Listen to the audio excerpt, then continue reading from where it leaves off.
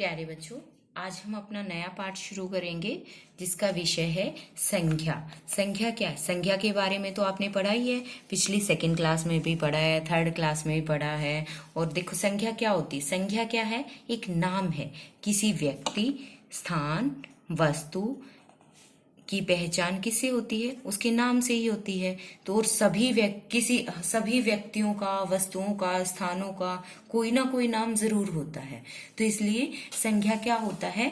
किसी व्यक्ति, वस्तु, स्थान या पशु पक्षी या भाव के नाम को ही हम संख्या कहते हैं। अब ये देखिए, ये चित्र है, मदर टेरेसा का चित्र है, तो इनका नाम है ना। ये कप है, ये भी एक वस्तु है, कुतुब मीनार, हाथी, ये क्या है कि व्यक्ति, वस्तु, स्थान और पशु पक्षी, यानी हर एक किसी का नाम जरूर होता है और उस नाम को ही हम संख्या कहते हैं। हम पिछली कक्षाओं में भी पढ़ चुके हैं कि किसी भी व्यक्ति, स्थान, जानवर या पशु पक्षी अथवा भाव के नाम को संख्या कहा जाता है। अब ये देखिए, संख्या के भेद कितने होते हैं, यानी कितने प्रकार की संख्या होती है। संख्या मेन मुख्य रूप से तीन प्रकार की संख्या होती है: व्यक्तिवाचक, जातिवाचक, भाववाचक।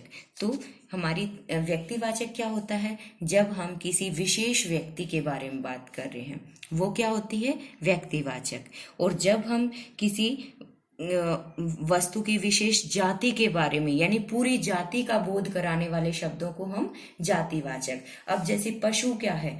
पशु जो है वो पूरी जाति का बोध करा रहा है। और गाय बोलेंगे तो गाय क्या है? वो एक विशेष पशु के बारे में बता रहे हैं, तो वो व्यक्तिवाचक आएगी। जैसे गाय घास खा रही है, इस वाक्य में क्या है? गाय जो है वो व्यक्तिवाचक संख्या है, क्योंकि विशेष पशु के बारे में बताया है। और अगर बोले हम जंगल में बहुत सारे पशु हैं, तो क्या है? यहाँ पर जंगल जो है वो एक स्थान है, और पशु शब्द किसको संबोधित करेगा? पूरी जाति को। पशुओं की पूरी जाति के बारे में बता रहा है वो। शेर, चीता, हिरन आदि किसी पर्टिकुलर के बारे में नहीं बता रहा, हमें पूरी जाति का बोध करा रहा है। इस तरह जैसे रोहन ने आम खाया। अब रोहन ने आम खाया, रोहन जो है वो भी एक विशेष व्यक्ति है, तो व्यक्तिवाचक में आ जाएगा। उसी तरह आम जो है एक पर्टिकुलर, क्या खाया उसने? आम खाया है, तो वो भी व्यक्तिवाचक में आएगा। लेकिन अगर हम बोल रहे हैं ये कि रोहन ने फल खाए, तो फल क्या हो जाएगा? वो फल जो है वो जातिवाचक संख्या की श्रेणी में आ जाएगा, क्योंकि हमें नहीं पता उसने कौन सा फल खाया, वो पूरे फल को, जाति को संबोधित कर रहा है, इसलिए ये जातिवाचक संख्या की श्रेणी में आएगा। अब आता है हमारी भाववाचक संख्या। भाववाचक संख्या क्या है? जो हमारे मन के भाव है ना, जिन्हें हम बता नहीं सकते, बोल नहीं सकते, सिर्फ उसको हम महसूस कर सकते हैं, उन्हें हम भाववाचक संख्या कहते हैं। जैसे गुस्सा, प्रेम, खुशबू, झगड़ना, सच्चाई, ये सब क्या है?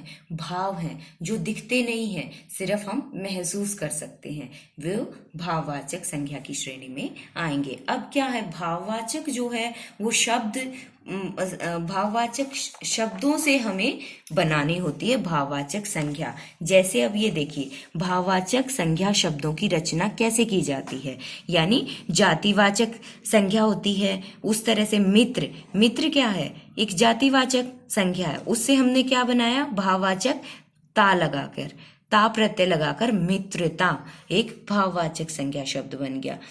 यानी संख्याएं अपने मूल रूप में जो संख्या होती है ना, उसी से हम भाववाचक संख्या बनाते हैं, कुछ शब्द जोड़कर। पर कैसे? जैसे ता, ई, जैसे हम प्रत्यय जोड़ते हैं ना, उसी तरह भाववाचक संख्या में भी कुछ जोड़कर हम उसे बनाते हैं।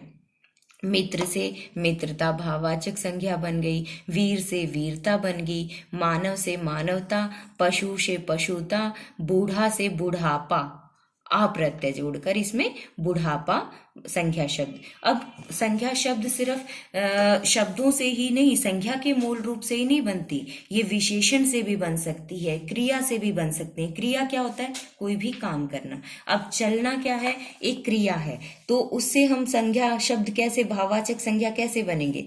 चाल, चाल से चलना बना है ना, क्रिया जो चाल मूल रूप है उससे संज्ञा शब्द चलना क्रिया बनी, तो चाल जो है वो भाववाचक संज्ञा है। ऐसे हारना हार भाववाचक संज्ञा है। उड़ना में उड़ान जो है वो भाववाचक संज्ञा शब्द है और उससे हमने क्रिया बनाई उड़ना। दौड़ना दौड़ भाववाचक, जीतना जीत से जीतना। ठीक है, इस तरह से हम क्रिया शब्दों से भी भाववाचक संज्ञा शब्दों का निर्माण कर सकते हैं। और इसी तरह हम विशेषण से भी बना सकते हैं। उदार शब्द जो है किसी की उदारता, कि वो कितना उदार है, तो उससे क्या भाववाचक संज्ञा बनेगी? उदारता। ऊंचा ऊंचाई, मधुर मधुरता, हरा हरियाली। अब हरा क्या है? कोई भी चीज है हरे रंग की है तो उसकी भाववाचक संज्ञा होगी हरियाली। जैसे गरम गर्मी।